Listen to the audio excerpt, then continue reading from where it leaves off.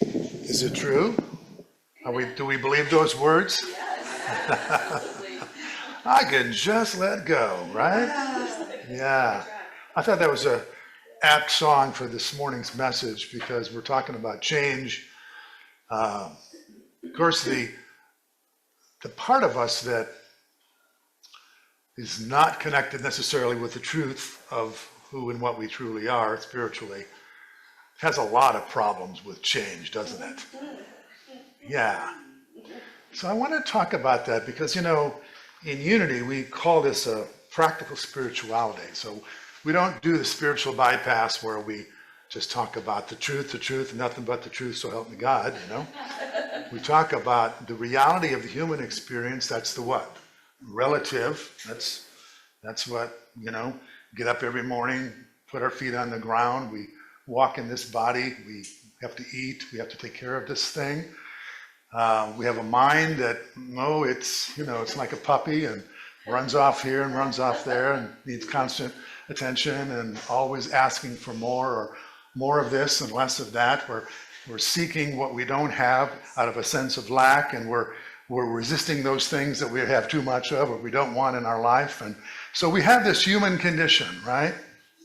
And let's not candy coat it, At the same time, we are a spiritual being. And of course, fundamentally, when we get right down to it, and we'll do this a little bit later in my talk, we discover that that's really all we really are when we put scrutiny to this inquiry of who am I? But it's important for us to look at why we have this tendency to resist life as it shows up. And of course, somehow we think we know, and I'm one of them, I know what should be happening in my life, right? But nonetheless, it seems like there's a disparate separation between my preferences and what happens. Does anyone else have that? Almost all the time, right? It's that joke about make plans and best laid plans of mice and men, are often torn asunder, or make plans and what? God laughs. Right. Well, I don't think God laughs, but it probably is comical that we think that we know best. So, yeah, I think the more you live a life, the more you realize that this statement that we've heard often, that the only thing constant in life is change. And many of us who've been around the sun a few times have realized that the significance of those changes can just really upset the apple cart, can't they? And we can really be upended, maybe even in our faith in a higher power, when changes occur in our life that seem to be indicative of life being against us, right? And so this is when our faith is just extraordinarily important, because if the truth is true, and of course truth is true, we can't have a we can't have a variable relationship with the truth. In other words, we can't look at the presence and the power and the love of God that we talk about as an always ever-present reality, and at the same time say that certain conditions in my life are evident of a God that somehow has left the building, that there is no presence, there's no God in this, there's no divine wisdom in this. And I find myself, and I'm sure you do too, as you're going through your life and you're looking at circumstances, asking yourself, where's the good in this? Where's the God in this? And that's a question that is absolutely humanly understandable, and it hopefully takes us to a deeper inquiry into what we've been basing our faith on. So it isn't just basing it on what happens in life. When life is going well, and then I believe that, oh, isn't God good? And we hear people say this, something good, you you sell something or something happens that's favorable in your life, and you conclude that somehow this is evidence of God's intervention in your life. But if something happens to you where you lose something precious, something difficult that you have to deal with, you're not as likely to thank God, are you? How is it possible that, and there's a study of theology, I don't remember the name of it, Bill probably remembers it back there, theodicy, I think it's called, where it is, how is it possible that there can be an all-loving God and bad things can happen to good people? Essentially is that argument. And there's the story, of course, of Job, was supposedly the most devout of all people, and so many difficult things were visited upon his life, and all the suffering that he had to go through as a consequence of how life was unfolding for him at the time. And it was put in the Bible as a way of determining, how much can you take before your faith falters, right? And the question then still is begged by many of us when life goes south for us, when things are really difficult, don't we ask the question, why? And why only exists at the level of the mind. In reality, in other words, as things just occur as they do, there is nothing attached to it. There isn't any question attached to it. There isn't any explanation attached to it. Have you noticed? You come up with the question why, but no one ever told you, or maybe they did, but they would have been erring, that there is an explanation for everything that happens, and it makes sense. But that's what the mind wants to think, right? We have this sense of fairness, like, life needs to make sense for me. I mean, if something happens and I know that I screwed up, then I understand it. But if something happens and I don't feel like I screwed up at all, I just feel like I was going along, and suddenly the lightning came down and hit me, like I'm just a victim here, right? We go into that sense of trying to square the circumstances of our life with some reasonable, rational explanation, and then somehow tie that to this notion of a God, of an all-loving God. And we can't do that, because what we've done is God made us in its image and likeness, and we turn around and return the favor. And we make God in our image and likeness. In other words, a God that we can understand, a God that, makes sense, a God that would only do things according to what we think is right. Boy, that's a tough role for a God of many 8 billion people, isn't it? Because what one person thinks is right might be exactly the opposite of what, hello politics. Yeah. Oh my gosh, who are we going to listen to? All right, all you people think this is right, get on this side of the scale. And now we would be all putting our finger on the scale of what we think is right, and who is going to yield to some human perspective. But that's exactly what we ask the universe to do when we are not accepting the changes that we don't like. Is this making any sense to you? Okay. I wrote this for me. I was hoping I'd share it with you today. So,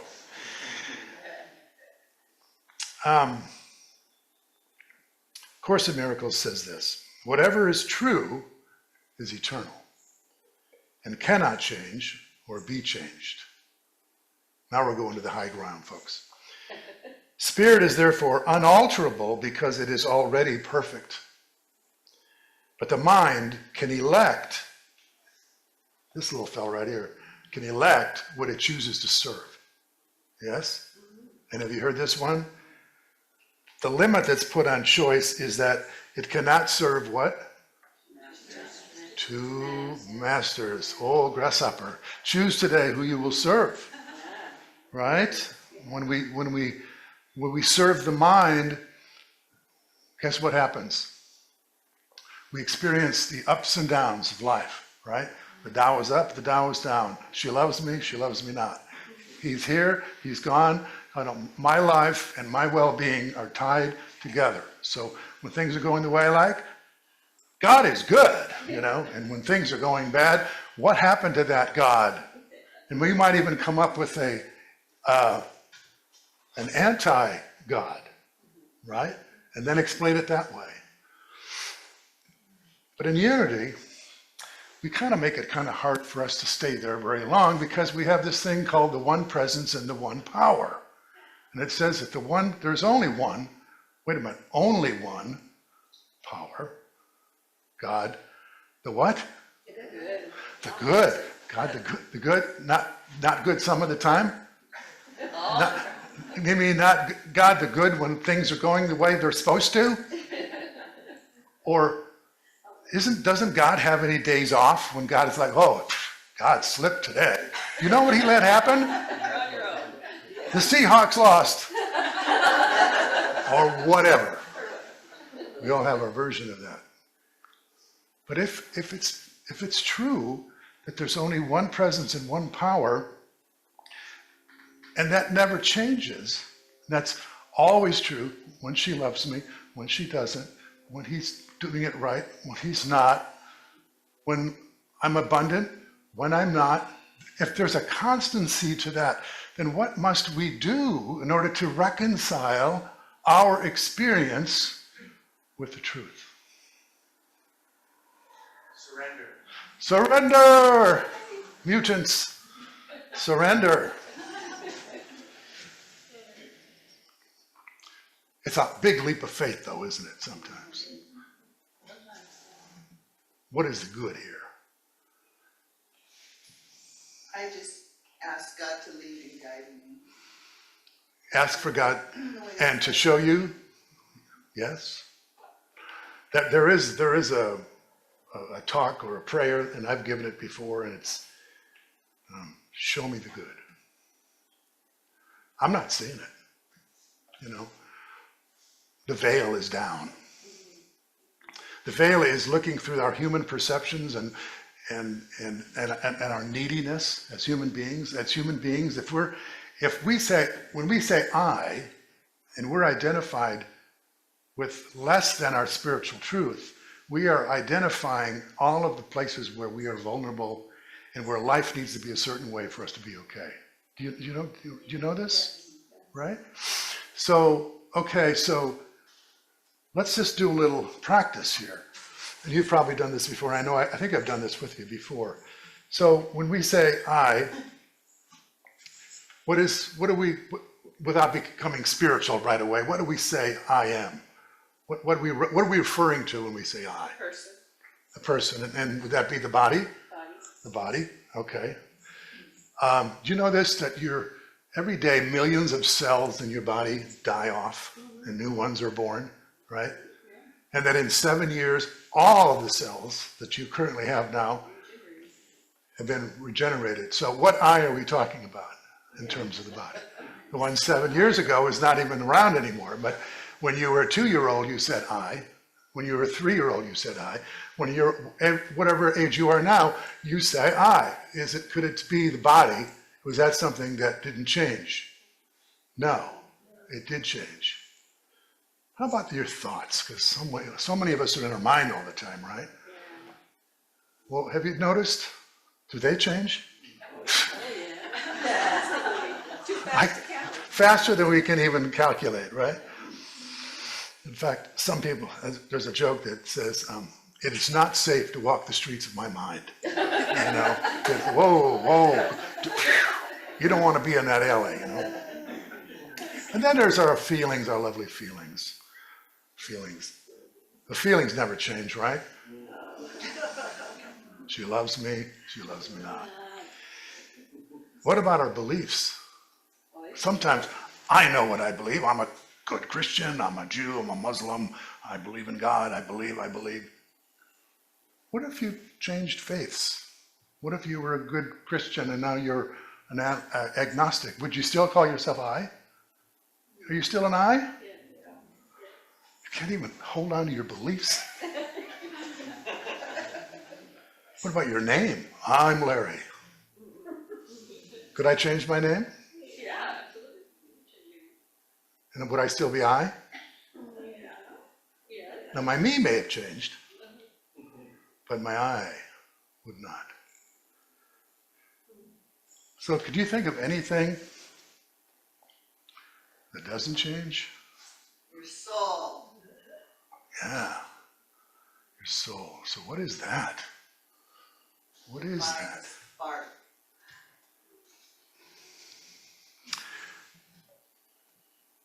What most of us overlook, present, not everyone here probably would agree with this, but most people overlook the part of us that witnesses and observes our life. I don't mean the eyes, I don't mean our senses. I mean the part of you that's just aware all the time. And isn't that part of you that's aware the only part of you that doesn't change? You know, when I was 5 years old, I was conscious of my own existence. And even though my mind might have been full of confusion and not knowing what life is about or anything, I was not confused about my own existence. It's the only thing that we can be sure of. The I am. I exist. I am. And it's almost like, you know, like an on-the-scene reporter who never gets sucked into the event that's taking place. They stay in this objective place of observation. I'm watching this event, and I will be able to write about it, and I will be essentially unaffected, even if I'm watching a violent scene or, you know, something that, you know, is filled with lots of human drama. But if I am only the observer of it, I am unaffected. It can't touch this. That's why Jesus said, I am that I am. That's why the name of God, you know, where Moses went and said, who shall I say sent me?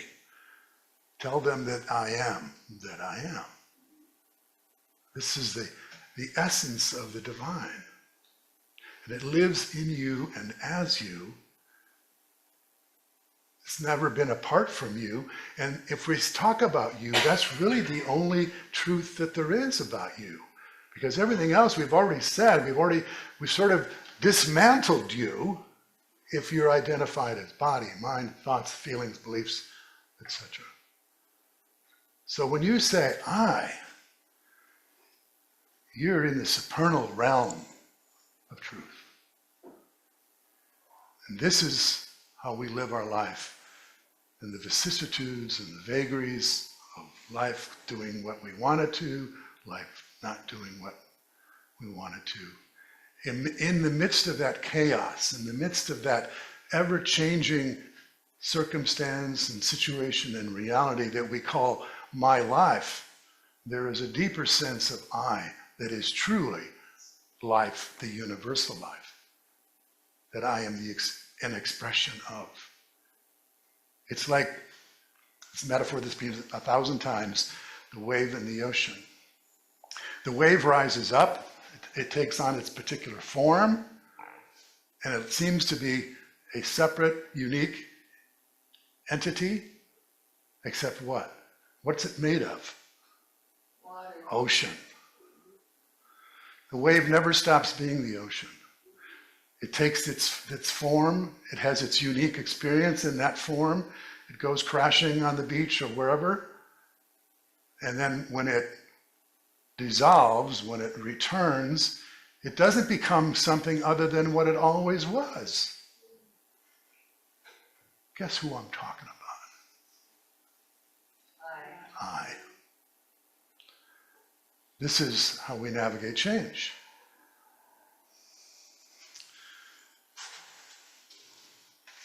Is it easy? No. But it's simple, isn't it? Isn't it simple? I don't mean easy. Moses Simple. understood it, but to everybody else it was just hearsay. Say again? I'm sorry. Moses understood, but to everybody else it was just hearsay. Yeah. So Eckhart Tolle, who's a wise guy, Wise guy. he says, whatever the present moment contains, accept it as if you had chosen it. Whoa. Now there's a high teaching, right? I hate that. Yeah, I'm not owning that one. Yeah. There's no one to blame there. He says, always work with it, not against it. Make it your friend and ally, not your enemy. Why not? So you get to be right about it not happening? Shouldn't have happened? I mean, if life is going to do what life's going to do, and I don't know about you, but that just seems to be 99.9% of the time, and whatever control I have is absolutely minuscule. Yes. And the new age thinking that sometimes thinks that you can manifest the life of your dreams, God bless you. I think life happens pretty much the way it's going to happen, and there's a much bigger agenda going on than our personal preferences. So if that's true, then how might I be with life? In a way that I am the ocean, temporarily experiencing this modification of the infinite as this reality, of this moment, of this situation. Does that help? Like, okay, I'm always the ocean. Now, in this moment, here comes life doing what life does, and it's this situation and that person and that, the money's here, now the money's gone, but it's all ocean, it's all life energy. And it's just taking on its own form for the moment. But I never stop being connected to the infinite. So I can't be diminished by life events. We did a whole series 2 years ago, The Eye of the Storm, some of you may remember. And the premise in that is there's only one presence and one power. It's not possible for life to be against you when you know who you are.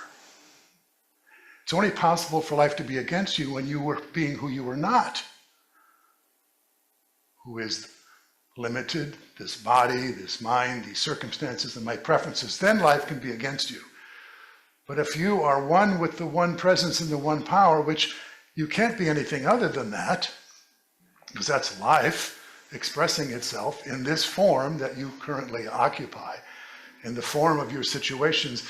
If that's who you are, then it doesn't matter what happens, because you are you, the essence of you, this pure consciousness, awareness, whatever we want to call it, is immune from the vagaries and the vicissitudes of life. Does that make sense? The bush burned unconsumed in that song that we have played here many times. And also Eckhart says this, he says, instead of asking what do I want from life, and of course, well, I've got a whole list. Santa, here it is, God. A more powerful question is, what does life want from me? What does life want from me?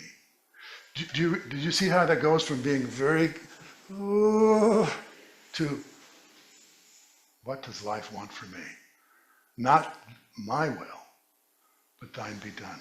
Let the life force express through me, whatever that is. And I know that I will walk amongst challenges, and I will walk amongst difficulties, and it will seem like life is against me, but as the presence and the power and the love and the life of God, I'm invulnerable.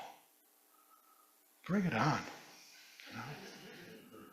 I mean, many of you probably have stories of walking through the fire and not being burned. Anybody do a fire walk? I did a fire walk years ago with Tony Robbins.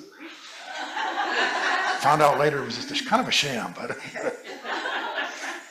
but the notion of that is the same, is that however you identify yourself makes you either a victim of this world or one who is invulnerable to the vagaries of life. That's why we come here. That's why we study. That's why we get quiet. That's why we meditate. So we can have those moments where we drop into that space of knowing that, where we realize that this sense of consciousness, this sense of awareness, this serene place that I can access has no bounds to it. Unlike my body, unlike my mind, unlike the circumstances of my life or the earth.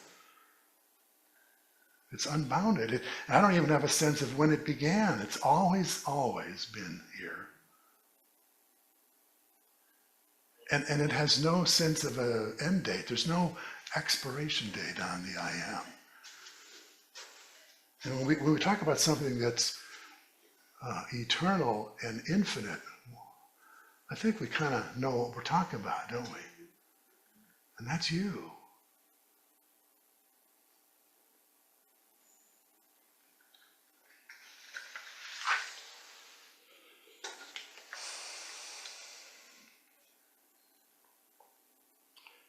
Course in Miracles says, what could you not accept if you but knew that everything that happens, all events, past, present, and to come, are gently planned by the one whose only purpose is your good? What could you not accept? So let's take a moment.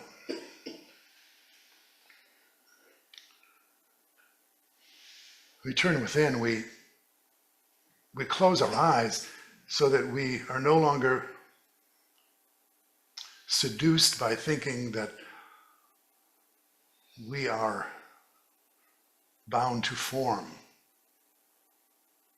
And we are invited to drop into this place of awareness that is formless.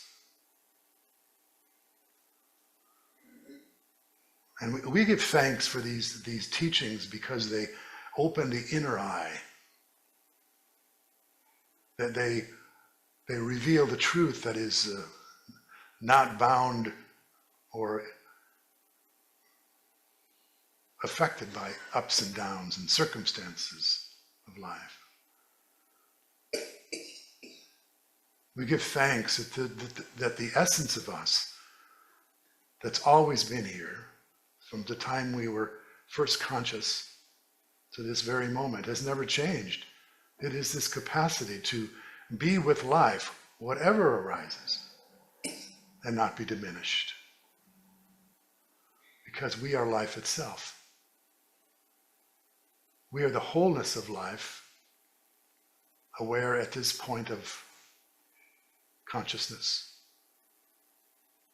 And as we're looking through this body, a temple, as we're looking out from behind these eyes, we see the landscape of diversity and the multiplicity of life. But when we turn our gaze inward, like a moment like now, we can only be sure of one reality that has never left us, and that is the sense of our own existence that we label I am. I may not know what I am, but it's never been in doubt that I am. And that I am is the very existence that is invulnerable to the ups and downs of life situations. But just like we learned back in our early days in science class, life, like energy, cannot be either created or destroyed. It is infinite in its existence. It is eternal, not bound by time, not bound by space. We have just described our truth as we were created. So we thank you, God, that you guide us back to this knowing, to this recognition, and to this realization as we go through our life. Never losing that sense of wholeness and the courage to move heartfully and expectantly through life, knowing that there is a greater plan unfolding for our evolution, for our healing, and a greater realization of our own wholeness, that we may know on earth as it is established in the mind of God. So be it. Yea, God. Thanks, Eric.